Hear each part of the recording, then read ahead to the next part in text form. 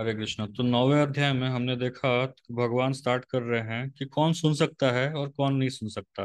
पहले श्लोक में भगवान बोलते हैं कि अनसूयवे, जो ईर्ष्या से रहित है वही व्यक्ति सुन सकता है। जो ईर्ष्या करता है वो व्यक्ति कभी सुन नहीं पाएगा, इस भगवदगीता के ज्ञान को कभी समझ नहीं पाएगा।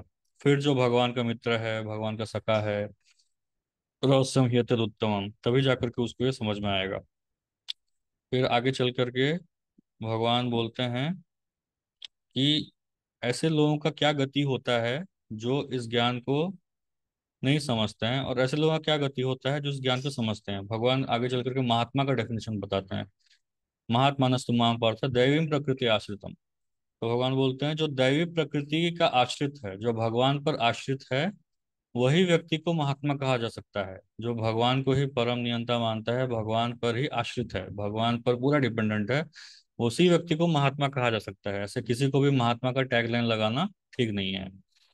तो फिर आगे चल के भगवान बताते हैं 15वें श्लोक में 9.15 में कि तीन तरह के पूजक होते हैं। एक तो सबसे पहला हो गया, सबसे निचला स्तर का हो गया जो भगवान को मानता ही नहीं है। फिर सबसे ऊंचे हो गए जो महात्मा है, जो भगवान को ही मानते हैं, भगवान को ही सर्वस्व मानते हैं। और उनके बीच में तीन ऐसे कैटेगरी आते हैं जो प्राय इस दुनिया में हमको देखने मिलता है। सबसे पहला एकत्व। एकत्व मतलब जो अपने आप को भगवान मानता है, या बोलता है कि मरने के बाद मैं भगवान ब्रह्म में लीन हो जाऊंगा, मैं स्वयं भगवान बन जाऊंगा। एकत्वेना। उसके बाद पृथक्त्वेना, जो अलग अलग चीजों को भगवान मानता है, जैसे देव देवताओं को भगवान मानता है, और किसी को भगवान मानता है, कोई साधु सन्यासी को भगवान मान लेता है। ये हो गया पृथक्त्वेना। और तीसरा कैटेगरी हो गया बहुधा विश्वतोमुखम, जो भगवान के इस क्रिएशन को, ये जो प्रकृति है, जड़ जगत है, इसको, इस विश्व को भगवान मानता है, इस विश्व रूप को भगवान मानता है। तो कई जगह हम देखते हैं कि ऐसे बहुत से लोग होते हैं, आदिवासी होते हैं, जो जंगल को पूजा करते हैं, पेड़ पेड़ पौधे को पूजा करते हैं, पशुओं को पूजा करते हैं, नदी को पूजा करते हैं। तो भगवान के विश्व रूप को पूजा करता है।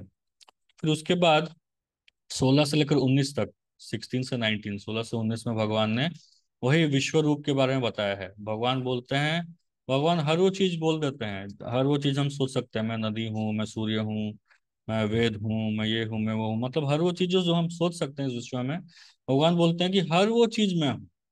तो ये मतलब विश्व को पूजा कर रहा है, विश्व रूप को पूजा कर रहा है, मतलब वो भगवान की पूजा कर रहा है। तो उसके बाद फिर भगवान वही डिटी वर्शिप, मतलब देवताओं की पूजा के बारे में बताते हैं। 20वें श्लोक से लेकर 25 तक भगवान ये देवता पूजा के बारे में ही बताएंगे।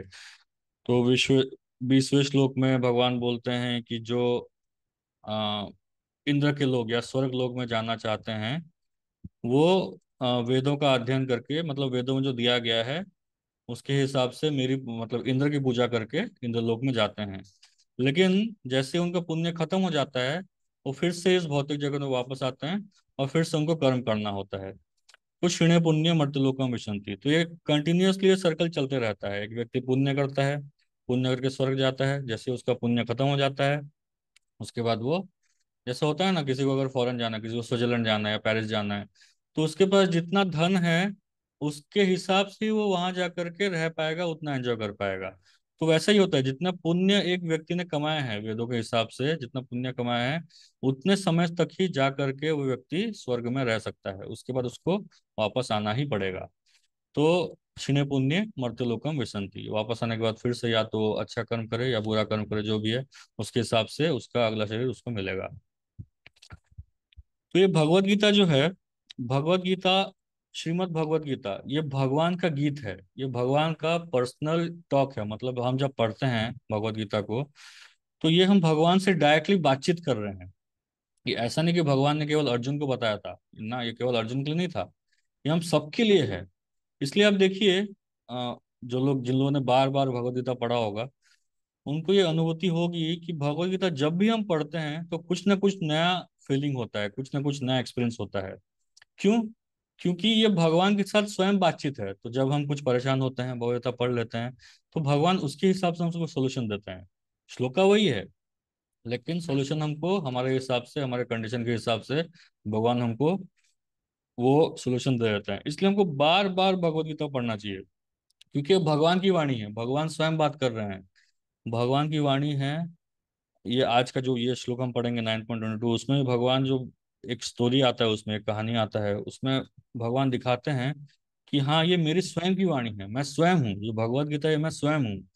अगर भगवत गीता हम पढ़ रहे हैं, इसका मतलब हम भगवान के साथ बातचीत कर रहे हैं। इसको कोई साधारण किताब की तरह नहीं लेना चाहिए, साधारण किताब हम पढ़ लिए, उसको भूल गए, ऐसा नहीं है। भगवत गीता जो है वो भगवान की वाणी है, डायरेक्टली हम भगवान के साथ बातचीत कर रहे हैं, इसलिए सीरियसली पढ़ना चाहिए।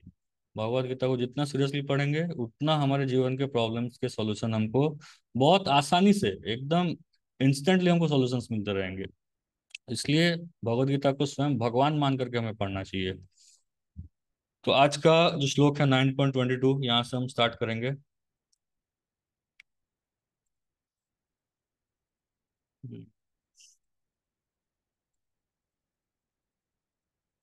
आपके स्क्रीन में आया होगा। 9.22, 9.22, ये बहुत ही एक इम्पोर्टेंट श्लोका है। इसको आप याद कर सकते हैं। जितने श्लोका है ना भगवत गीता में, कुछ कुछ बहुत ही इंपॉर्टेंट है, ऐसे तो सब श्लोका इंपॉर्टेंट है, लेकिन कुछ कुछ ना बहुत ही जरूरी है। इनको याद करके रखेंगे तो हमें कभी अकेलापन महसूस नहीं होगा। यहाँ भगवान बोलते हैं, अनन्याश्चिन्तयन्तो माम ये जना पर्युपासते तेषां नित्याभियुक्तानां योगक्षेमं वहाम्यहम्। भगवान बोलते हैं, अनन्य चिंतयन्तो माम। अनन्य, अन अन्य, बिना और कुछ सोचे, अन अन्य चिंतयन्तोस माम, मतलब भगवान को, भगवान के बारे में जो सोचता रहता है, हमेशा भगवान का चिंतन करता रहता है, कैसे? बिना कोई अन्य भाव के, ना अपने घर परिवार के बारे में, ना अपने पुत्र पुत्री के बारे में सोच करके, ना अपने पति पत्नी के बारे में सोच करके, ना अपने धन संपत्ति के बारे में सोच करके, जो नित्य अनन्य चिंतयतो माम ये जना परि उपासते। उपासते एक होता है उपासना करना, मतलब भगवान के पास, उपास, उपासते भगवान के पास बैठ करके उनकी भक्ति करना। पर्युपास मतलब हर जगह, ये जना पर्युपासक थे, जो व्यक्ति हर जगह ठीक से पूछता है, हर जगह पूजा करता है, तेसाम नित्य अभियुक्ता नाम, वो व्यक्ति जो नित्य हमेशा भक्ति में, अभियुक्ता नाम, नित्य अभियुक्ता नाम, भक्ति में लगा रहता है, उसका मैं क्या करता हूँ। भगवान वो एक बहुत ही हैवी स्टेटमेंट यहाँ बोलते हैं, भगवान एक बहुत ही भारी स्टेटमेंट बोल रहे हैं। योगक्षेमम वहाम्य हम, ऐसा जो व्यक्ति करता है उसका मैं योगक्षेम वाहम, मतलब उसका वाहन, बोझ बोझ धारण करता हूं मैं। इसका मतलब ये है योगक्षेमा। योगक्षेम का अर्थ हो गया, जो उसके पास नहीं है मैं उसको प्रोवाइड करता हूँ, और जो उसके पास है मैं उसकी रक्षा करता हूँ। तो भगवान सोच देखिए कितना बड़ा स्टेटमेंट बोल रहे हैं, कितना बड़ा प्रॉमिस दे रहे हैं कि ऐसा जो नित्य मेरी भक्ति करता है, अनन्य चिंतन तमाम, जो मेरे बारे में नित्य सोचते रहता है, नित्य मेरी चिंता करते रहता है हर जगह, और मेरी भक्ति में लगा रहता है, ऐसे व्यक्ति के पास जो नहीं है मैं उसको प्रोवाइड करता हूँ, और जो है मैं उसको प्रिजर्व करता हूँ, मैं उसकी उसकी रक्षा करता हूँ।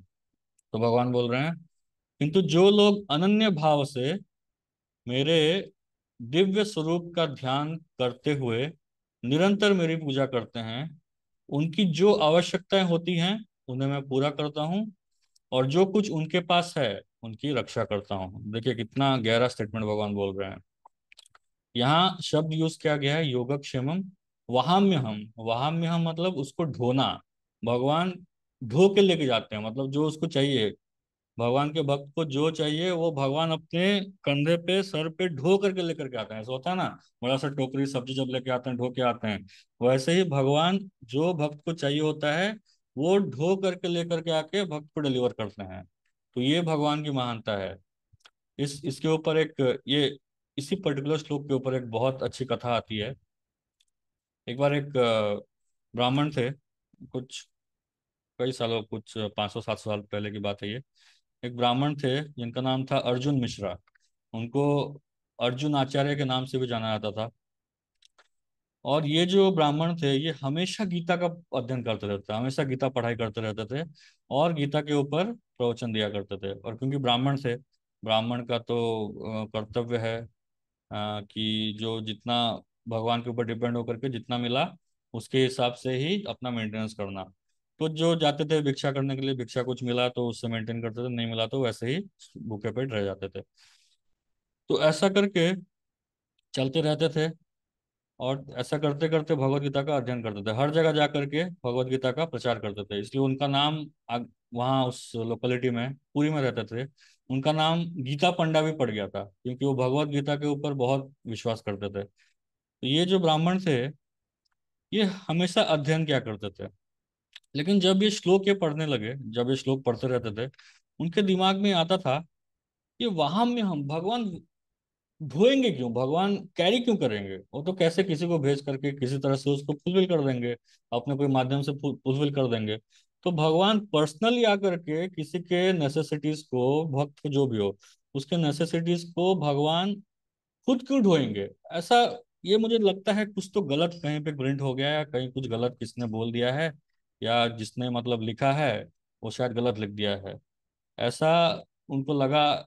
ऐसा सोचते थे, सोचते सोचते एक बार वो जाते जाते जाते, जब उनको भिक्षा करने जाना था, तो भिक्षा करने के पहले उनको लगा कि आज मैं इसको थोड़ा सा अपने हिसाब से, मतलब जो भी है, वहां में हम तो नहीं हो सकता, भगवान खुद क्यों ढूंढेंगे इतना बड़ा आदमी। ऐसे सोचिए, अगर अंबानी है, अंबानी एक कंपनी का, अंबानी जो कंपनी के मालिक हैं, तो वो थोड़े ना जाकर के एक वर्कर का एक एक नीड पूरा करेंगे, ऐसा नहीं होता है ना। तो इतने भगवान सारे यूनिवर्स के जो नियंता हैं, सबके कंट्रोलर हैं, तो वो क्यों हर किसी का, हर एक भक्त का ये करेंगे। तो ये जो अर्जुनाचार्य ने अपने गीता के ऊपर ये जो वहाम्य शब्द है ना, वहाम्य शब्द के ऊपर एक क्रॉस मार दिया, एक रेखा मार दी। एक रेखा मार करके बोला ठीक है, मैं भिक्षा मांग करके स्नान करके आता हूँ, फिर मैं सोचूंगा कि यहाँ पे क्या होना चाहिए, भगवान से मैं पूछूंगा या जो भी है सोचूंगा, तो मैं उसके हिसाब से इसको मॉडिफाई करूंगा। तो ये जा करके भिक्षा मांगने जाते हैं, भिक्षा मांग के जो भी है उनका, तो इनकी जो पत्नी रहती है, पत्नी घर में रहती है, घर में कुछ है नहीं बनाने के लिए, बस ऐसे ही बैठी हुई है, भगवान का नाम ले रही है। उसी समय दो सुंदर सुंदर बालक आते हैं उनके घर पे। दो सुंदर सुंदर बालक, बड़ा बड़ा बोरा, बड़ा बड़ा गोनी लेकर के अपने सिर में बड़ा मुश्किल से हिलडुल करके आते हैं, और ला करके उनके घर के सामने पटक देते हैं। एक एक बालक था काले रंग का, एक बालक था सफेद रंग का, गोल्ड रंग का। उनको देख करके वो जो उनकी पत्नी थी वो बहुत खुश हो जाती है, देख करके बड़ा आनंद आता है उसको। आकर के बोलता है कि ये किसने भेजा। तो वो बच्चे बोलते हैं, जो काला बच्चा हो रहता है वो बोलता है कि ये ब्राह्मण ने भेजा है, आपके पतिदेव ब्राह्मण ने भेजा है। तो फिर देखती है ठीक है तुम रुको थोड़ा, मैं फिर तुमने भेजा है तो मैं कुछ बनाती हूँ, तुमको भोजन खिलाती हूँ। नहीं नहीं नहीं, वो हमें बहुत गुस्सा करेगा, हम यहाँ रहेंगे तो हमें गुस्सा करेगा, हमें यहाँ से जाना पड़ेगा। तो उसी समय वो देखती है कि वो जो बच्चा रहता है काला बच्चा, उसकी पीठ में एक बड़ा सा, से चाबुक मारने से ऐसा होता है ना, बड़ा सा एक निशान पड़ गया है, खून का निशान पड़ गया है। देखती है, बोलती है अरे ये क्या हो गया तुमको। अरे तुम्हारे पति ने मारा मुझे, ब्राह्मण ने मारा है। तो ये बोलते हैं ब्राह्मण ने मारा है, तो इतना दयालु व्यक्ति है, कहीं कुछ एक चींटी को देखता है तो भी साइड हो जाता है, तुमको कैसे मार सकता है। अरे उसने ही भेजा है, इतना भारी भारी चीज लेकर के हमको भेजा, और फिर मुझे हमें मार करके भेज, बोला कि जाओ के छोड़ करके आओ। तो फिर ये बोलती है ठीक है तुम लोग रुको, फिर मैं बनाती हूँ, बना करके तुम भोजन प्राप्त करके जाना। तो ये आती है, भोजन करने बनाने जाती है। बनाने के बाद जब भगवान को भोग लगा करके बाहर आती है, तो देखती है कि वो बच्चे गायब हैं। और कुछ समय बाद उसके पति जो थे, वो पति वहां पे कुछ समय पश्चात पधारते हैं, ब्राह्मण आते हैं। और ब्राह्मण देखते हैं कि इतना बढ़िया सुंदर भोजन बना है, जो घर का जो भंडार था वो पूरा भर गया है, पूरा सामान से भरा हुआ है। तो पूछते हैं पत्नी को, कौन लेकर के आया, ये कहाँ से आया। पत्नी बोलती है कौन लेकर के आया, अरे आपने तो भेजा है। मैंने भेजा, मैंने कब भेजा। वो बोलते अरे आपने तो भेजा, दो बच्चे आए थे, दो बच्चे आए थे, उनको इतना, छोटे छोटे बच्चे बेचारे, उनको इतना भारी चीज उठा करके भेज दिया, उनको मारा भी, इतना पीठ में इतना जोर से मारा। मैंने मारा, मैंने तो नहीं मारा। तो फिर उनको समझ में आता है, वहां पे उनको याद आता है, अरे मैंने आज भगवत गीता एक बहुत बड़ा अनर्थ कर दिया है, भगवत गीता में मैंने वो वहां में शब्द के ऊपर एक रेखा मार दी थी, उसको क्रॉस कर दिया था। तो भगवान ने मुझे दिखाने के लिए स्वयं लेकर के, ढो करके, जो भी मुझे जरूरत था वो लेकर के आए। तो ये सत्य घटना है, ये ज़्यादा 500 700 साल पुरानी घटना है। तो भगवान जो है ना, भगवान स्वयं वाहन करते हैं, वाहन में हम भगवान ढो करके लेकर जाते हैं। लेकिन उसका कंडीशन है, कंडीशन क्या है, अनन्य चिंतयतोस्माम तेषाम नित्याभियुक्ता नाम। अगर हम निरंतर भक्ति में लगे रहेंगे और केवल भगवान के बारे में सोचते रहेंगे, ये नहीं कि घर के बारे में, गर्लफ्रेंड बॉयफ्रेंड के बारे में, या परिवार के बारे में, या धन संपत्ति के बारे में, ये सब के बारे में सोच रहे हैं, तो भगवान वाहन नहीं करेंगे। भगवान कब वाहन करेंगे? जब तेसाम नित्याभियुक्ता नाम, उनकी भक्ति में निरंतर लगे रहेंगे। तो थोड़ा प्रभुपाद जी क्या बोलते हैं यहाँ देखते हैं। जो एक क्षण भी कृष्ण भावनामृत के बिना नहीं रह सकता, वह 24 घंटे कृष्ण का चिंतन करता है, और श्रवण कीर्तन स्मरण पाद सेवन वंदन अर्चन दास्य साख्यभव तथा आत्मनिवेदन के द्वारा भगवान के चरण कमलों की सेवा में रत रहता है। तो ये 9 प्रकार की भक्ति है, 9 विधा भक्ति जो प्रहलाद महाराज ने बताया था। श्रवणम कीर्तनम विष्णु स्मरणम पाद सेवनम अर्चनम वंदनम दास्यम साख्यम आत्मनिवेदनम, ये 9 तरह से हम भगवान की भक्ति कर सकते हैं। ऐसे कार्य शुभ होते हैं और आध्यात्मिक शक्ति से पूर्ण होते हैं, जिससे भक्त को आत्म साक्षात्कार होता है, और उसकी यही एकमात्र कामना रहती है कि वह भगवान का सानिध्य प्राप्त करे। ऐसा भक्त निश्चित रूप से बिना किसी कठिनाई के भगवान के पास पहुंचता है। यह योग कहलाता है, इसको योग कहते हैं। कोई एक्सरसाइज करने को योग नहीं कहा जाता है, एक्सरसाइज तो एक्सरसाइज होता है, इसको योग कहा जाता है। जो भगवान तक पहुंच सकता, भगवान तक पहुंच जाता है उनकी भक्ति करके, उसको योग कहा जाता है। ऐसा भक्त भगवत कृपा से इस संसार में पुनः नहीं आता। क्षेम का अर्थ है भगवान द्वारा कृपामय संरक्षण। भगवान योग द्वारा पूर्णतया कृष्ण भावना भावित होने में सहायक बनते हैं, और जब भक्त पूर्ण कृष्ण भावना भावित हो जाता है, तो भगवान उसे दुखमय बद्ध जीवन में फिर से गिरने से उसकी रक्षा करते हैं। तो भगवान की रक्षा क्या है?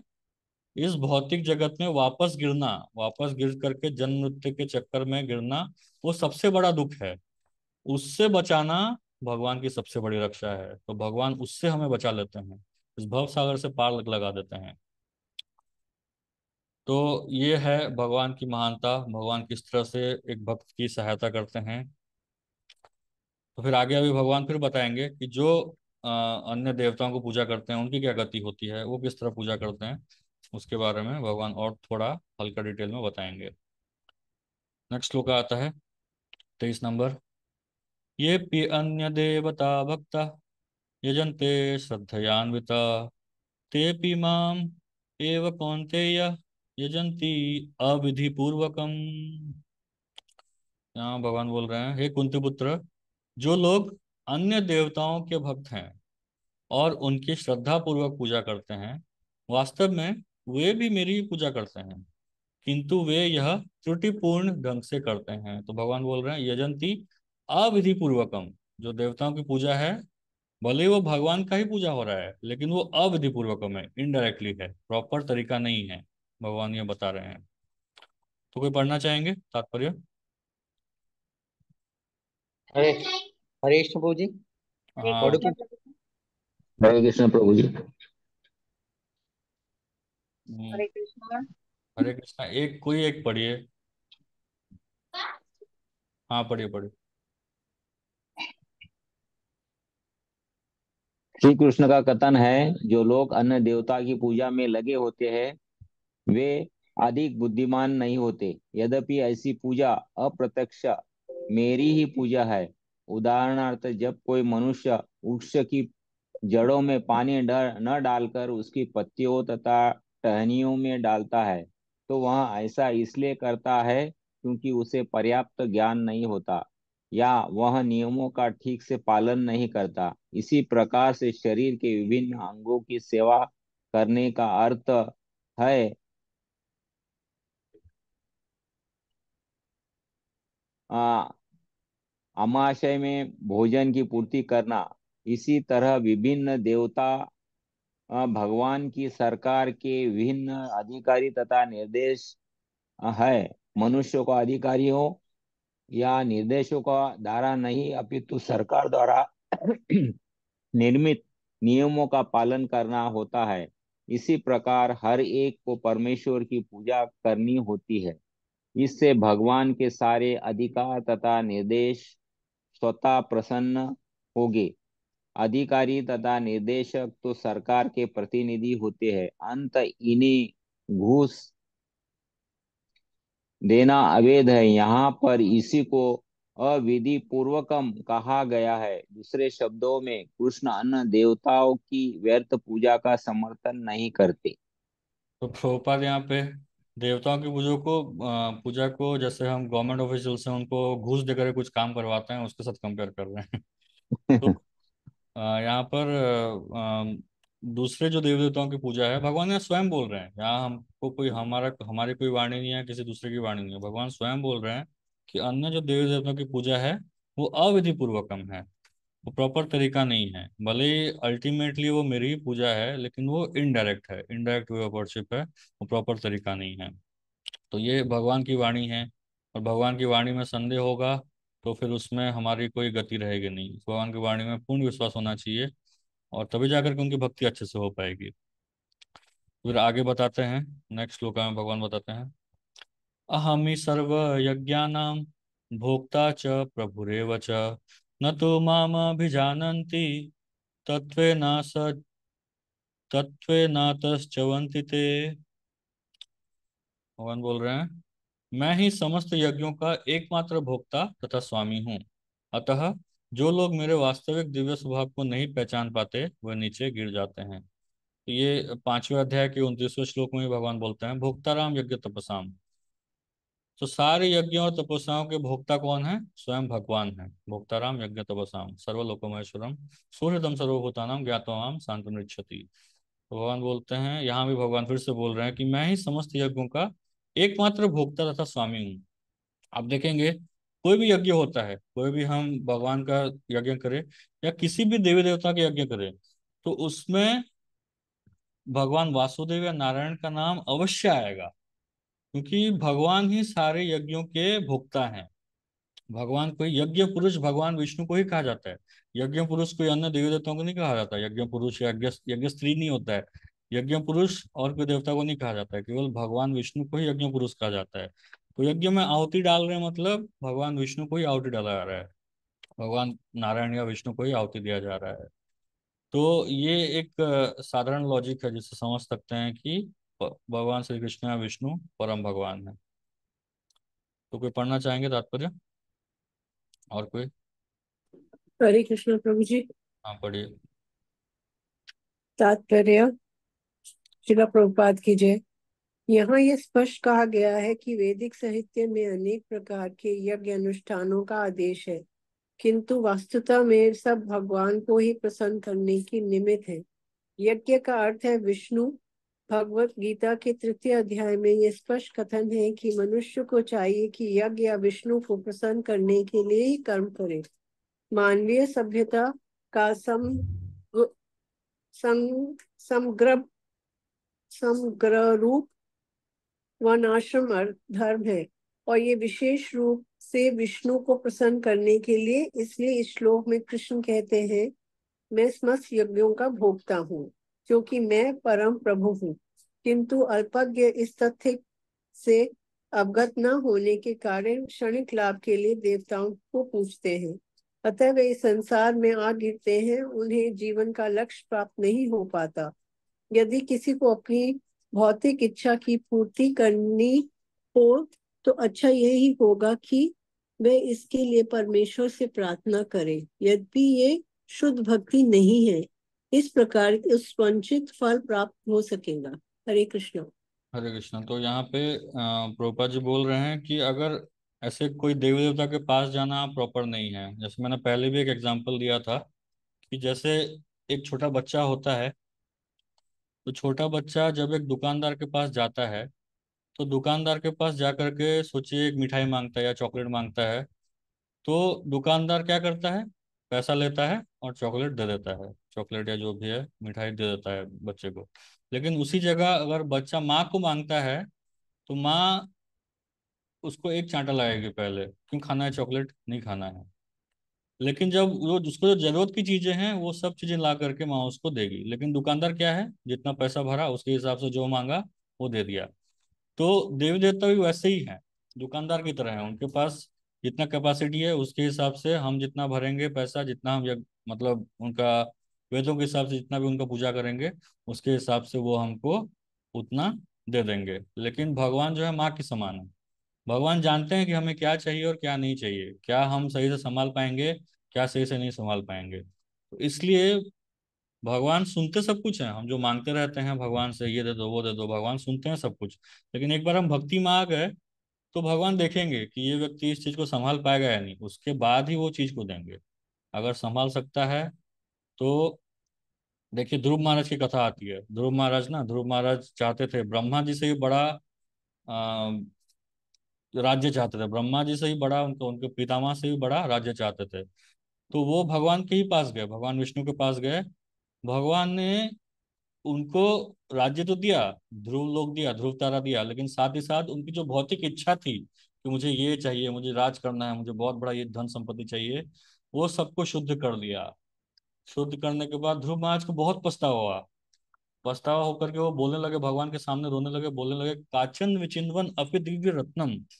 बोलते हैं कि मेरे पास इतने सुंदर, इतने रत्न जैसे भगवान स्वयं खड़े हैं, अपने दिव्य रत्नम, लेकिन मैं काचन विचिन्वन, मैं कांच के टुकड़े के लिए रो रहा हूँ। जो धन संपत्ति जो था, धन संपत्ति को ये नहीं, ऐसा नहीं कि अंबानी जी का बड़ा घर या बिल गेट्स का बड़ा घर या उसका संपत्ति ऐसा मिल गया, ऐसा नहीं हो। पूरा पृथ्वी, पूरा ब्रह्मांड, ब्रह्मा जी जो है उससे बड़ा उनको राज्य मिल गया। उसके बाद भी वो बोल रहे हैं कि ये सब कांच के टुकड़े हैं, मैं ये सब के पीछे फालतू ही भाग रहा हूँ। तो भगवान क्या करते हैं ना, भगवान प्रभुपाद जी यहाँ बोल रहे हैं कि हमें अगर कोई भौतिक इच्छा है भी तो भी वो भगवान से ही हमें मांग लेना चाहिए। तो क्या होगा ना, भगवान से भौतिक इच्छाएं करेंगे, इच्छा मांगेंगे, भगवान वो इच्छा पूरा तो करेंगे, कभी ना कभी आगे चल करके इच्छा करेंगे। लेकिन तब तक हमें वो भौतिक सुख एंजॉय करने की जो इच्छा है ना, वो खत्म हो चुकी होगी। भगवान क्या करते हैं ना, हम भगवान की भक्ति करते हैं ना, तो हमारे अंदर जो भौतिक इच्छा है उनको धीरे धीरे उनका धुलाई करते रहते हैं, विदुन होती सुरत सताम, धीरे धीरे उसका धुलाई करते रहते हैं। तो जब हमारे पास वो चीज आ जाता है तब हम उसको एंजॉय करना चाहते ही नहीं है, क्योंकि हमें भक्ति में इच्छा हो गई है, भक्ति में रुचि लग गई है। तो वो चीज का और कोई अहमियत रहता ही नहीं है। तो हमें ध्यान देना चाहिए कि हम भगवान से क्या मांग रहे हैं क्या नहीं मांग रहे हैं। भगवान से केवल शुद्ध भक्ति ही मांगना चाहिए, नहीं तो ऐसे समय में हमें मिलेगा जब हमें उस चीज की जरूरत ही नहीं है। तो ये आ, प्रभुपाद जी डायरेक्टली बोलते हैं ये शुद्ध भक्ति नहीं है। अगर भगवान से हम कुछ भौतिक इच्छा मांग रहे हैं तो वो शुद्ध भक्ति नहीं है। लेकिन फिर भी ये बेटर है, बाकी देवी देवताओं से मांगने से अच्छा है कि हम भगवान से डायरेक्टली मांगे। तो फिर आगे ये जो सेक्शन है ये डेमीगॉड्स का या देवताओं का जो सेक्शन है, इसका लास्ट श्लोक यहाँ पे आएगा। यहाँ पे भगवान बोलते हैं कि कौन व्यक्ति कहाँ पर जाता है, किसको पूजने से कहाँ जाता है। भगवान बोल रहे हैं, यान्ति देव व्रता देवान्, पितॄन् यान्ति पितृव्रता, भूतानि यान्ति भूतेज्य, यान्ति मद्या जिनोपि माम।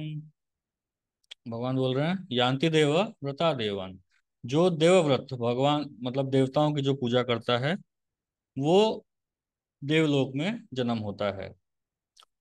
जो पितरों की पूजा करता है, मतलब अपने पूर्वजों की पूजा करता है, पितृन यान्ति पितृव्रताम, जो अपने पूर्वजों की पूजा करता है वो पितृलोक में या पूर्वजों के लोक में जन्म होता है। और जो व्यक्ति भूतों की पूजा करता है, भूतानी यान्ति भूतेज्य, यहाँ भूतों का अर्थ भूत पिशाच ही है। जो भूतों की पूजा, मतलब यहाँ पे इसका अर्थ है काला जादू, जो काला जादू सीखता है, जो करता है। लोग सोचते हैं कि ये भी एक आध्यात्मिकता है, वो आध्यात्मिकता नहीं है, वो भौतिकवादी है। तो जो भूतों की पूजा करता है वो भूतों के बीच ही जन्म लेता है, और भूतों के बीच में ही भूत बन जाता है। फिर अंत में भगवान बोल रहे हैं, यान्ति मत याजिनोपि माम, लेकिन जो मेरी पूजा करता है वो मेरे साथ ही रहता है। जो मेरे मेरा ध्यान करेगा, मेरी पूजा करेगा, मेरा यज्ञ करेगा, वो मेरे पास ही रहेगा। तो भगवान बोल रहे हैं, जो देवताओं की पूजा करता है वो देवताओं के बीच जन्म लेंगे। जो पितरों की पूजा करते हैं, जो पितरों को पूजते हैं, वे पितरों के पास जाते हैं। जो भूत प्रेतों की उपासना करते हैं वे उन्हीं के बीच जन्म लेते हैं। और जो मेरी पूजा करते हैं वे मेरे साथ निवास करते हैं। देखिए, भगवान एकदम क्लियरली बता रहे हैं कि कौन कहाँ जाएगा, किसकी गति क्या है, इसमें कोई दो राह नहीं है। हरे कृष्णा, तात्पर्य कोई पढ़ना चाहेंगे? हरे कृष्ण प्रभु जी, धन्यवाद प्रणाम। हाँ, पढ़िए। प्रभुपाद की जय। यदि कोई चंद्रमा, सूर्य या अन्य लोगों को जाना चाहता है तो वही अपने गंतव्य को बताए गए विशिष्ट वैदिक नियमों का पालन करने के प्राप्त कर सकता है। इसका वर्णन वेदों के नियमों का पालन करते प्राप्त कर सकता है। इ- इ- इनका विसर्जन वर्णन वेदों में कर्मकांड अंश दर्श पूर्णिमासी में हुआ है, जिसमें विभिन्न लोकों की स्थिति देवताओं के लिए विशेष पूजा का विधान है। इसी प्रकार विशिष्ट यज्ञ के पितृलोक प्राप्त किया जा सकता है। इसी प्रकार मनुष्य भूत प्रेत लोकों में जाकर यज्ञ रक्ष या पिशाच बन जाता है। पिशाच पूजा को काला जादू कहते हैं। अनेक लोग इस काले जादू का अभ्यास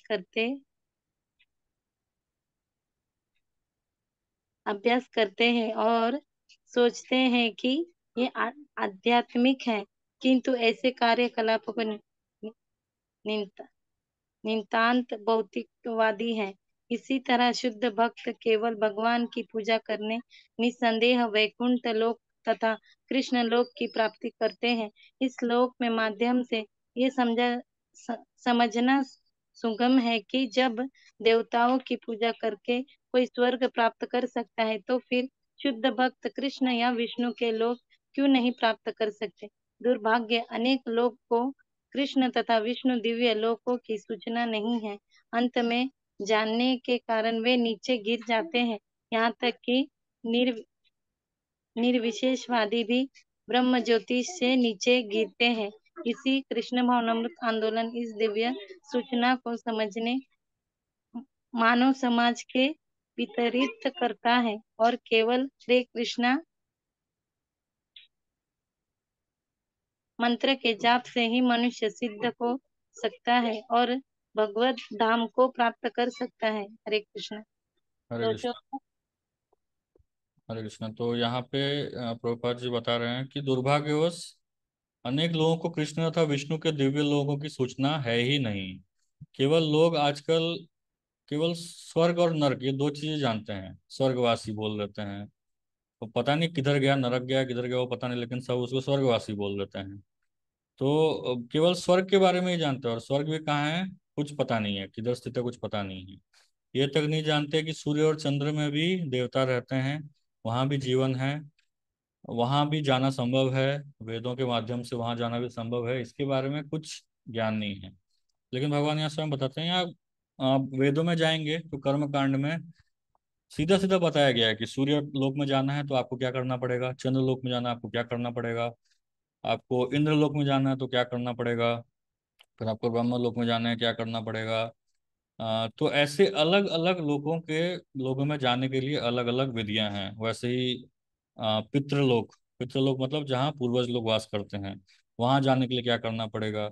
फिर भूतों के बीच में जो काला जादू करते हैं वो भी भूत बन जाते हैं, काला जादू करते करते वो लोग भूत पिशाच बन जाते हैं, यक्ष राक्षस इस प्रकार से बन जाते हैं। तो ऐसा ये सब भौतिक चीजें हैं, ये सारी की सारे भौतिक हैं। आध्यात्मिक केवल भगवान की उपासना ही है। देवताओं की पूजा, काला जादू, पितरों की पूजा, ये ऐसे दिखता है कि पूजा पाठ कर रहे हैं आध्यात्मिक है, लेकिन वो आध्यात्मिक बिल्कुल भी नहीं है, पूरा का पूरा भौतिकवादी है। वो हमको जन्म मृत्यु के चक्कर में घुमाते ही रहेगा। ये जो सारी चीजें हैं ये हमें जन्म मृत्यु के चक्कर में ही घुमाते रहेंगे।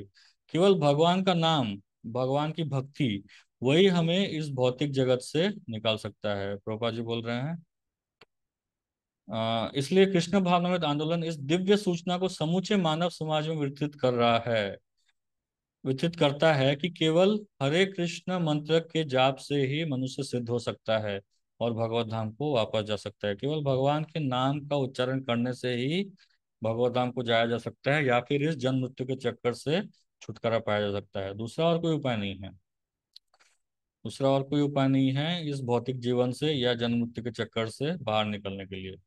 पुनरपि जन्मम पुनरपि मरणम पुनरपि जननी जठरे शयनम, ये चलते ही रहेगा। हम निरंतर मरते रहेंगे, निरंतर जन्म लेते रहेंगे, और जीवन मतलब निरंतर ये चलता रहेगा। एक नए माँ की योनि में जा करके, उनके घर में जा करके हम जन्म लेते रहेंगे, नए नए, कभी कुत्ते के गर्भ से, कभी मनुष्य के गर्भ से, कभी मछली के गर्भ से।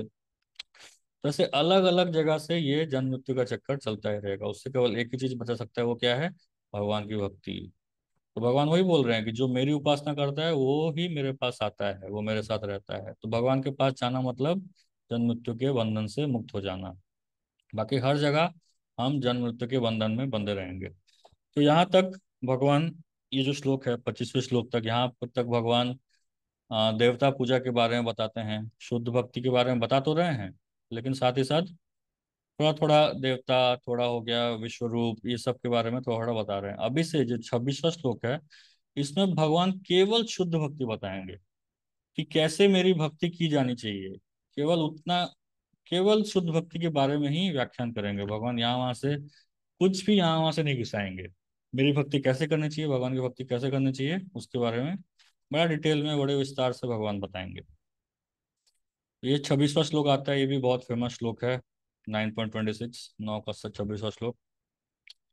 पत्रम पुष्पम फलम तोयम यो मे भक्त्या प्रयच्छति तदहम भक्ति उपाहृतम अस्नामि प्रयतात्मना। भगवान बोलते हैं कि पत्र, पुष्प, फल, तोय। पत्र मतलब पत्ता, तुलसी का पत्ता। पुष्प मतलब फूल, फूल। फलम मतलब कोई भी फल सब्जी। और तोयम पानी, दूध, ये सब। यो में भक्त्या प्रयच्छति, जो मुझे प्रयच्छति मतलब मुझे देता है। कैसे? भक्त्या प्रयच्छति, जो मुझे भक्ति के साथ, भक्ति के साथ मुझे देता है। तद अहम भक्ति उपाहृतम। फिर से भगवान बोल रहे हैं भक्ति उपहृतम। उपहृतम मतलब उपहृत, उपहार देता है, मुझे भक्ति से उपहार देता है। तद अहम भक्ति उपाहृतम अस्नामि प्रयतात्मना। भगवान बोलते हैं कि मैं उस चीज को एक्सेप्ट करता हूँ, अस्नामि मैं उसको ग्रहण करता हूँ। यदि कोई व्यक्ति, यदि कोई प्रेम तथा भक्ति के साथ मुझे पत्र, पुष्प, फल या जल प्रदान करता है तो मैं उसे स्वीकार करता हूँ। भगवान यहाँ 2 बार भक्ति बोलते हैं, भक्त्या प्रयच्छति तद हम भक्ति उपाहृतम। तो भक्ति के ऊपर कितना स्ट्रेस दे रहे हैं भगवान यहाँ पे। हरे कृष्णा। तो पढ़ना चाहेंगे तात्पर्य? हरे कृष्ण प्रभु जी, पढ़ू। ये थोड़ा लंबा तात्पर्य है, और थोड़ा आप थोड़ा एक पैराग्राफ, एक 2 पैराग्राफ पढ़ सकते हैं, एक पैराग्राफ पढ़ सकते हैं। और कुछ हरे कृष्ण। तो प्रभुपद जी, नित्य सुख के लिए स्थायी और आनंदमय धाम प्राप्त करने हेतु बुद्धिमान व्यक्ति के लिए यह अनिवार्य है कि वह कृष्ण भावना भक्ति भावित होकर भगवान की दिव्य प्रेमा भक्ति में तत्पर रहे। ऐसा आश्चर्यमय फल प्राप्त करने की विधि इतनी सरल है कि निर्धन से निर्धन व्यक्ति को योग्यता का विचार किए बिना इसे पाने का प्रयास करना चाहिए। इसके लिए एकमात्र योग्यता इतनी ही है कि वह भगवान का शुद्ध भक्त हो। तो इससे कोई अंतर नहीं पड़ता कि कोई क्या है और कहाँ स्थित है। यह विधि इतनी सरल है कि यदि प्रेम पूर्वक एक पत्ती, थोड़ा सा जल या फल ही भगवान को अर्पित किया जाता है तो भगवान उसे सहर्ष स्वीकार करते हैं। अतः किसी को भी दुष्ट भावना मूर्ति से रोका नहीं जा सकता, क्योंकि यह सरल है और व्यापक है। ऐसा कौन मूर्ख होगा जो इस सरल विधि से दुष्ट भावना भी नहीं होना चाहेगा और सच्चिदानंदमय जीवन की परम सिद्धि नहीं चाहेगा। कृष्ण को केवल प्रेमा भक्ति चाहिए और कुछ भी नहीं। कृष्ण तो अपने शुद्ध भक्त से एक छोटा सा फूल तक ग्रहण करते हैं, किंतु अभक्त से वे वो कोई भेंट नहीं चाहते। उन्हें किसी से कुछ भी नहीं चाहिए, क्योंकि वो आत्मतुष्ट है। तो भी वे अपने भक्त की भेंट प्रेम तथा स्नेह के विनिमय में स्वीकार करते हैं। कृष्ण भावनामृत विकसित करना जीवन का चरम लक्ष्य है। इस श्लोक में भक्ति शब्द का उल्लेख 2 बार यह घोषित करने के लिए हुआ है कि भक्ति ही कृष्ण के पास पहुंचने का एकमात्र साधन है। किसी अन्य शर्त से, यथा ब्राह्मण, विद्वान, धनी या महान विचारक होने से कृष्ण किसी प्रकार की भेंट लेने को तैयार नहीं होते। भक्ति ही मूल सिद्धांत है, जिसके बिना वे किसी से कुछ भी लेने के लिए प्रेरित नहीं किए जा सकते। भक्ति कभी अहेतुक नहीं होती। यह शाश्वत विधि है। यह परम ब्रह्म की सेवा में प्रत्येक कर्म है। हरे कृष्णा। तो यहाँ पे देखिए प्रभुपाद जी बता रहे हैं कि आपको केवल भक्त होना जरूरी है, केवल भगवान की शुद्ध भक्ति करना जरूरी है, तभी जाकर के भगवान प्रसन्न हो जाते हैं। भगवान की अगर प्रेमा भक्ति हम करते हैं, प्रेम पूर्वक भक्ति करते हैं, तो भगवान केवल एक छोटा सा पत्ता भी एक्सेप्ट कर लेते हैं। हम सुनते हैं एक बहुत सुंदर भजन आता है, उसमें कहा गया है कि रूख साख विदुर घर खायो, दुर्योधन का भोग ना खायो। तो दुर्योधन के घर में 56 भोग ऑफर किया गया था भगवान को, लेकिन भगवान ने वो नहीं खाया। लेकिन विदुरानी, विदुर के घर में जा करके विदुरानी भगवान को देख करके इतना उत्साहित हो गई थी कि वो भगवान को केले ऑफर कर रही थी। ये कहानी आता है ना, केले ऑफर कर रही थी, तो केला छोड़ करके केले के छिलके खिला रही थी। तो केले के छिलके भगवान खा ले रहे थे। वहीं भगवान, हम देखते हैं कि सबरी के पास जब भगवान राम गए थे, तो अपना झूठा टेस्ट कर करके अपना झूठा मीठे बेर भगवान को खिला रही थी, और भगवान उसको खा रहे थे। तो भगवान, जब किसी की भक्ति होती है ना, भक्ति मतलब अनन्य भक्ति, ऐसा नहीं कि अभी थोड़ा हम मंदिर में आ गए या भक्तों के बीच में आके थोड़ा भक्ति कर लिए और घर जाके झगड़ा कर रहे हैं, इसके उसके साथ झगड़ा कर रहे हैं, इसका बुराई उसका बुराई कर रहे हैं, घर वालों के कैसे अपने घर को ऊंचा करें उसी के बारे में सोच रहे हैं, कैसे ज्यादा धन कमाएं इसी के बारे में सोच रहे हैं। और भगवान की भक्ति केवल मंदिर में आने से थोड़ा सा दिखावा करने के लिए या भक्तों के बीच में थोड़ा सा भक्ति कर ले रहे हैं, ऐसा भक्ति नहीं। अनन्य भक्ति, जो भी हम कर रहे हैं उसमें भगवान के बारे में ही सोच रहे हैं, तो जा करके फिर भगवान अ- हमारा छोटा से छोटा ऑफरिंग, जितना भी छोटा ऑफरिंग करें, अगर हम हमसे कुछ गलती हो भी जाए, तो गलती भी भगवान उसको एक्सेप्ट कर लेते हैं। ये भगवान की महानता है, ये शुद्ध भक्ति की महानता है। तो इसलिए जैसे हमने, जब हम लोग उडुपी गए थे, अभी यात्रा में उडुपी गए थे, तो उडुपी उडुपी कृष्ण भगवान वहाँ पे वो भक्त थे ना, क्या उनका नाम था, इनके ऊपर ड्रामा किया था। कनक दास। हाँ, कनक दास। तो कनक दास थे वहाँ हमने देखा कि उनका कोई बड़ा कोई क्वालिफिकेशन नहीं था, वो तो बहुत छोटे जाति से थे, लेकिन फिर भी बड़े बड़े ब्राह्मण थे, उन लोगों को दर्शन ना दे करके भगवान कनक दास के लिए उल्टा हो गए, खिड़की से दर्शन देने लगे। आज भी आप जाते हैं उडुपी में, तो उडुपी में भगवान खिड़की से ही दर्शन देते हैं। उस चीज को आज तक रखा गया है, कनक दास की समाधि या उनका मूर्ति बना हुआ है सामने, और खिड़की से भगवान दर्शन देते रहते हैं। तो भगवान जो है, भगवान भक्ति से प्रभावित होते हैं। भगवान आपके बहुत ज्यादा क्वालिफिकेशन हो गया, आप बहुत ज्यादा वेद शास्त्र पाठ कर रहे हैं, आप क्या पता आपने भक्ति शास्त्र कर लिया हो, भक्ति वैभव कर लिया हो, लेकिन भक्ति नाम की चीज नहीं है, खाली शास्त्री और वैभव है। लेकिन भक्ति नाम की चीज नहीं है, तो भगवान आपसे प्रसन्न नहीं होंगे, भगवान आपसे प्रसन्न नहीं होने वाले हैं। तो भगवान को प्रसन्न करने के लिए अनन्य भक्ति, केवल हम भगवान की भक्ति, भगवान का प्रचार कैसे बढ़े, भगवान की भक्ति में कैसे करूं, अगर इसके बारे में हम निरंतर सोच रहे हैं, तो उससे ही भगवान प्रसन्न होंगे। ऐसा वैसा इसका उसका बात करके ये संस्था मतलब मंदिर वालों के बारे में बुरा भला कहने से या दूसरे भक्तों के बारे में बुरा भला कहने से, इससे भगवान कभी भी प्रसन्न नहीं होने वाले हैं, ये ध्यान में रखिए। तो हमें ध्यान में रखना चाहिए कि हम क्या बात कर रहे हैं, क्या बात कर रहे हैं, किससे बात कर रहे हैं, कैसे बात कर रहे हैं, ये सब ध्यान रखना चाहिए। अगर हम, हमारे मन में ये सब है ना, ये देखिए भक्ति जो है ना, मन और हृदय का प्रोसेस है। हमारा मन हृदय साफ नहीं है तो भक्ति का कोई इतना इफेक्ट नहीं आएगा।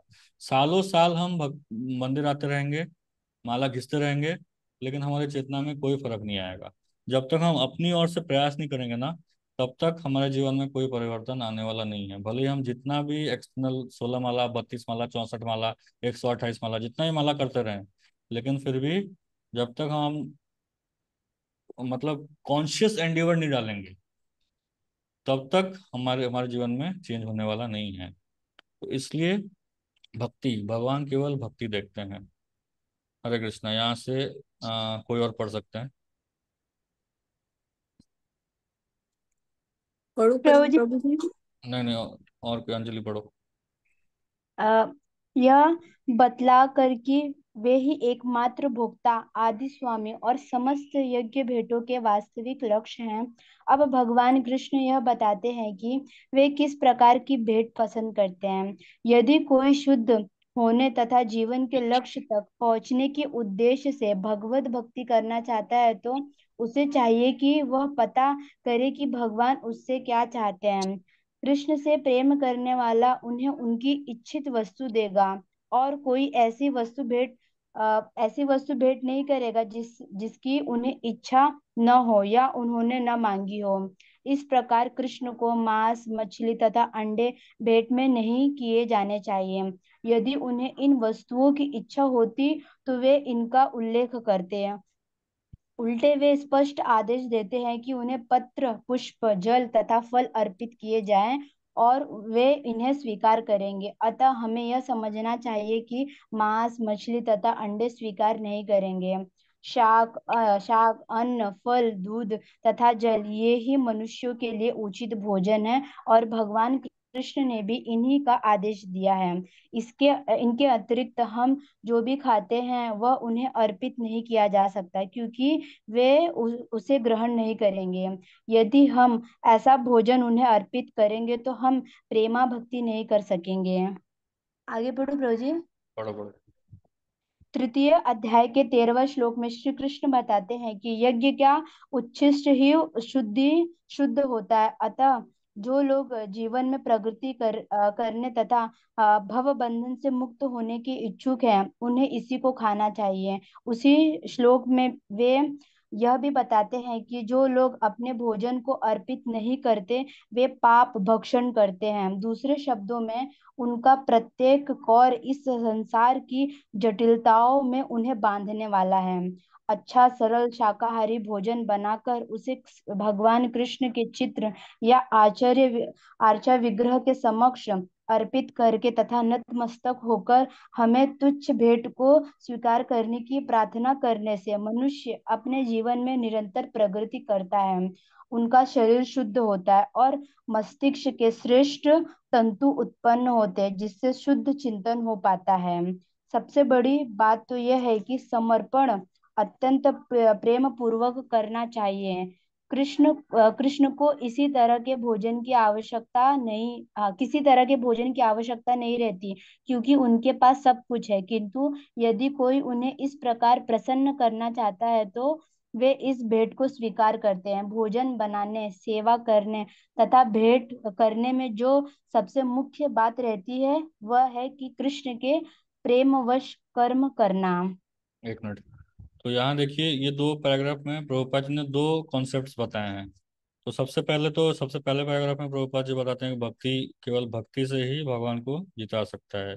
और ये जो सेकंड पैराग्राफ है, दूसरे पैरा में प्रभुपाद जी बोल रहे हैं कि भगवान को क्या ऑफर करना चाहिए।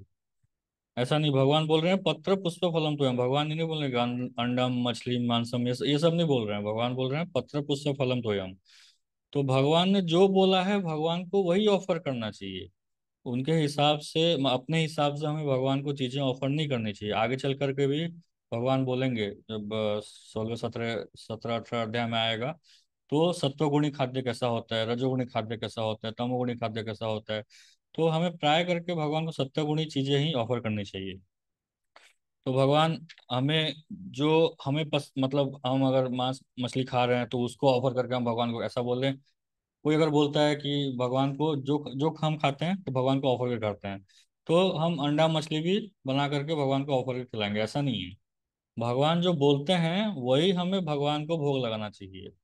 आप मंदिरों में भी जाइए, जो प्रॉपर मंदिर हैं, जो वैदिक मंदिर हैं, भगवान विष्णु के मंदिर हैं, वहां जाके देखिए क्या भोग लगता है। कोई यहाँ वहाँ का भोग नहीं लगता है। वही पत्र पुष्प फल तो या इसी कैटेगरी में आता है। प्रभुपाद जी बोलते हैं vegetables, grains, fruits, milk and water, सब्जी, अन्न, फल, दूध और पानी, यही सब भगवान को ऑफर करना चाहिए। इस सब का प्रिपरेशन अलग अलग भगवान को ऑफर करना चाहिए। और फिर नेक्स्ट तीसरे पैराग्राफ में जो हमने पढ़ा, इसमें प्रभुपाद जी बोलते हैं कि खाना जो खाना है तो केवल भगवान को भोग लगाया हुआ अन्न ही खाना है, और दूसरा हमको नहीं खाना है। क्योंकि हम वो छोड़ करके जो भी हम खा रहे हैं तो वो सब पाप है। क्यों पाप है? कई बार ऐसा होता है, भगवान प्रभुपाद जी को भी ये प्रश्न पूछा गया था कि अ, आप बोलते हैं कि जानवरों को नहीं मारना चाहिए, तो आप जो पेड़ पौधे खा रहे हो वो भी तो उनको मार के ही खा रहे हो ना। जैसे चावल होता है, चावल को जब निकाला जाता है, उसका धान निकाला जाता है, तो पूरा चावल के पेड़ को मार करके चावल निकाला जाता है। तो प्रभुपाद ने बोला, तो उनको बोला कि आपको पेड़ को मारने में पाप नहीं लगता है? पेड़ में भी जीवन होता है, तो पेड़ को मारने में तो पाप लगेगा। तो प्रभुपाद ने बोला कि what is so great in being vegetarian, शाकाहारी बनने में कौन सी बड़ी बात है? शाकाहारी बनना कोई बड़ी चीज नहीं है। बंदर भी शाकाहारी है, प्रभुपाद ने ये कहा। Even monkey is also vegetarian, तो बंदर भी शाकाहारी है। प्रभुपाद ने कहा we are Krishnatarians, we are not vegetarians. हम जो भगवान को भोग लगता है, भगवान कृष्ण को जो भोग लगता है, हम वही उसी का भक्षण करते हैं। हम यहाँ वहाँ की चीजों का कुछ भी पान या कुछ भी भक्षण नहीं करते हैं। तो ये प्रभुपाद का स्टैंडर्ड है। प्रभुपाद बोलते हैं कि जो भी हमें खाना चाहिए वो भगवान को भोग लगा कर खाना चाहिए। तो भगवान बोलते हैं कि ये जो भी, जो पत्र पुष्प फलत हो, या भले ही इसको मार के खा रहे हैं, भले ही पेड़ों को हम मार रहे हैं, लेकिन भगवान, इससे भगवान को जब ऑफरिंग होता है तो भगवान परम शुद्ध है। भगवान को ये जो ऑफर होता है, तो भगवान उसमें जो भी पाप कर्म है उसको हटा देते हैं, और हटा करके फिर हम शुद्ध प्रसाद पा सकते हैं। तो भगवान को जब भोग लगाया जाता है तो वो प्रसाद बन जाता है। लेकिन भगवान को अगर भोग नहीं लगाया गया है तो वो केवल पाप ही है। इसलिए हम अगर प्रसाद नहीं खा रहे हैं तो हम पाप ही खा रहे हैं। तो ये थोड़ा ध्यान रखना चाहिए। अगर हम प्रसाद नहीं खा रहे हैं तो धीरे धीरे धीरे हमें प्रयास करना चाहिए कि हम भगवान को भोग लगा करके धीरे धीरे प्रसाद खाने लगे, तभी जा करके हमारी चेतना में विकास होगा। जब तक हम भगवान को भोग लगा करके खाना स्टार्ट नहीं करेंगे, निरंतर यही है ना, तेसाम नित्याभियुक्ता नाम, यही अनन्य चिंतन तो मैम यही है। भगवान के बारे में हमेशा सोचना, मतलब भगवान जो बोल रहे हैं उसका पालन करना, ये अनन्य चिंतन तो नाम है। ये नहीं कि अपने मन से हम कर रहे हैं भक्ति, ये नहीं, सहजा भक्ति नहीं करनी है। भगवान जो बोल रहे हैं उसका पालन करना, ये अनन्य चिंतन तो नाम है। तो ये है, भगवान को लगा हुआ भोग ही हमें पाना चाहिए। फिर नेक्स्ट यहाँ पे एक और कॉन्सेप्ट बताएंगे, एक पैराग्राफ है। पढ़िए, पढ़ो अंजलि, पढ़ो। वे मायावादी चिंतक भगवत गीता के इस श्लोक का अर्थ नहीं समझ सकेंगे, जो यह मानकर चलते हैं कि पर ब्रह्म इंद्रिय रहित है। उनके लिए यह या तो रूपक है या भगवत गीता के उद्घोष कृष्ण के मानवीय चरित्र का प्रमाण है। किंतु वास्तविकता तो यह है कि भगवान कृष्ण इंद्रियों से युक्त है, और यह कहा गया है कि उनकी इंद्रियां परस्पर परिवर्तनशील हैं। दूसरे शब्द में एक इंद्रिय दूसरे इंद्रिय का कार्य कर सकती है। कृष्ण को परम ब्रह्म कहने का आशय नहीं यही है। इंद्रिय रहित होने पर उन्हें समस्त ऐश्वर्यों से युक्त नहीं माना जा सकता। 7वें अध्याय में कृष्ण ने बतलाया है कि वे प्रकृति के गर्भ में जीवों को स्थापित करते हैं। इसे वे प्रकृति पर दृष्टिपात करके करते हैं। अतः यहाँ पर भी भक्तों द्वारा भोजन अर्पित करते हुए भक्तों का प्रेम पूर्वक शब्द सुनना कृष्ण के द्वारा भोजन करने तथा उसके स्वाद लेने के ही समरूप है। इस बात पर इसलिए बल देना होगा क्योंकि अपनी सर्वोच्च स्थिति के कारण उनका सुनना उनके भोजन करने तथा स्वाद ग्रहण करने के ही समरूप है। केवल भक्ति ही बिना तर्क के यह समझ सकता है कि पर ब्रह्म भोजन कर सकते हैं और उसका स्वाद ले सकते हैं। तो यहाँ पे देखिए, प्रभुपाद जी ये कॉन्सेप्ट बता रहे हैं कि कई लोग, ऐसा है, कई लोग कई बार बोलते हैं कि भगवान को जब हम भोग लगाते हैं तो भोग तो वैसे का वैसे ही रहता है, तो भगवान ने कैसे, हमें कैसे पता चलेगा कि भगवान ने ले लिया है? तो यही, ये जो चीज़ है प्रभुपाद जी लास्ट में बताते हैं कि केवल भक्त ही बिना तर्क के ये चीज़ समझ सकता है कि परम ब्रह्म भोजन कर सकते हैं और उसका स्वाद ले सकते हैं। तो भगवान को जब ऑफर करते हैं हम लोग, भगवान को जब हम भोग लगाते हैं, तो भगवान की जो इंद्रियां हैं वो इंटरचेंजेबल हैं। मतलब जो मुंह से हम खाते हैं, आंख से नहीं खा सकते, कान से नहीं खा सकते हैं, लेकिन भगवान आंख से भी खा सकते हैं, कान से भी खा सकते हैं। अगर ऐसा वो नहीं कर सकते तो वो परम ब्रह्म कैसे हुए? अगर इतना वो नहीं कर सकते, अगर उनके चेंजेस, सेंसेस इंटरचेंजेबल नहीं है, तो परम ब्रह्म कैसे हो सकते हैं? तो भगवान को परम ब्रह्म तभी कहा जाएगा जब वो इस तरह के अद्भुत कार्य कर सकते हैं, तभी जाकर इनको भगवान कह सकते हैं या परम ब्रह्म कह सकते हैं। तो भगवान, जब हम भोग लगाते हैं, भोग लगा करके जब भगवान को अर्पण करते हैं, तो भगवान अपने नेत्रों से ही, भगवान नजर से ही उस भोग को ग्रहण कर लेते हैं। या फिर जब हम भोग मंत्र अर्पण करते हैं, तो भगवान अपने कान से ही उसको ग्रहण कर लेते हैं। ये भगवान की महानता है। तो जो विधि बताई गई है वेदों में, उसके हिसाब से अगर हम भगवान को भोग लगाएंगे तो वो प्रसाद बन जाता है। भगवान उसको ग्रहण करते हैं, और ग्रहण करने के बाद फिर हम उसको, उस प्रसाद को अगर ग्रहण करेंगे, हम स्वयं अगर लेंगे, तो हमें कोई पाप नहीं लगेगा। नहीं तो अगर हम ऐसे ही बाहर कहीं भी जा करके, इतना सारा स्ट्रीट फूड मिलता रहता है, कहीं भी जा करके हम मुंह मार देंगे, तो केवल हम पाप खा रहे हैं और कुछ नहीं। जो मार्केट में प्रोसेस्ड फूड मिलता है, जो कहीं भी यहाँ वहाँ बनाया हुआ है, जो पैकेट्स में मिलता है, चिप्स मिलता है या नमकीन मिलता है, उसको हम खा लेते हैं, तो वो भी पाप ही खा रहे हैं हम। वो कभी भी मिला कभी भी खा लिए। तो प्रॉपर तरीके से बना करके, खुद घर में बना करके भगवान को भोग लगाएं, क्योंकि हमें पता नहीं है बाहर किस तरीके से बनाया गया है, उसका हमें कोई ठिकाना नहीं है।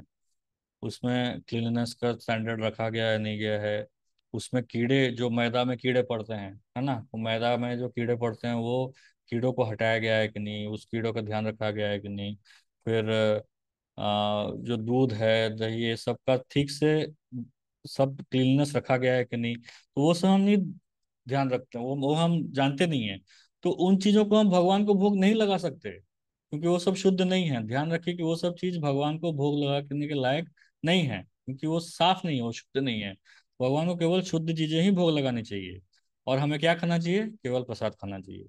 तो इसलिए एक जो भक्त होता है, धीरे धीरे उसको बाहर का खाना भी बंद करना चाहिए पूरा। बाहर का जैन फूड, बाहर का जो पैकेज फूड मिलता है, प्रोसेस्ड फूड मिलता है, उसको भी धीरे धीरे हमें बंद करना चाहिए।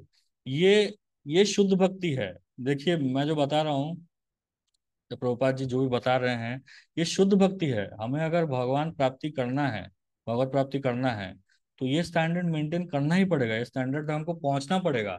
तभी जाकर के हम शुद्ध भक्ति क्या है थोड़ा चख भी पाएंगे। नहीं तो इतना सब कुछ हम, अगर हम लोग नहीं कर रहे हैं, अगर ध्यान पूर्वक हम लोग भक्ति नहीं कर रहे हैं, तो फिर बड़ा मुश्किल है। भक्त बन पाना, शुद्ध भक्ति क्या है जान पाना, ये बहुत ही मुश्किल है। इसलिए हमें भगवान क्या क्या बोल रहे हैं, इसको ध्यान पूर्वक बुद्धि लगा करके हमें सोचना चाहिए कि भगवान क्या बोलना चाहते हैं। अगर नहीं समझ में आ रहा है, तो हमारे गुरुगण से पूछना चाहिए, सीनियर से पूछना चाहिए, क्या भगवान क्या बोलना चाहते हैं, और उसके हिसाब से हमें इसका पालन करना चाहिए। तो यहाँ आगे चल करके 27वें श्लोक से भगवान भक्ति के बारे में बताएंगे। केवल मेरी भक्ति कैसे करनी है, भगवान की भक्ति कैसे करनी है, वही बताते रहेंगे। फिर 10वें अध्याय में भगवान विश्व रूप के बारे में थोड़ा बताएंगे। तो हम आज के क्लास को यहीं पे विराम देते हैं। आपको कोई प्रश्न है तो आप पूछ सकते हैं।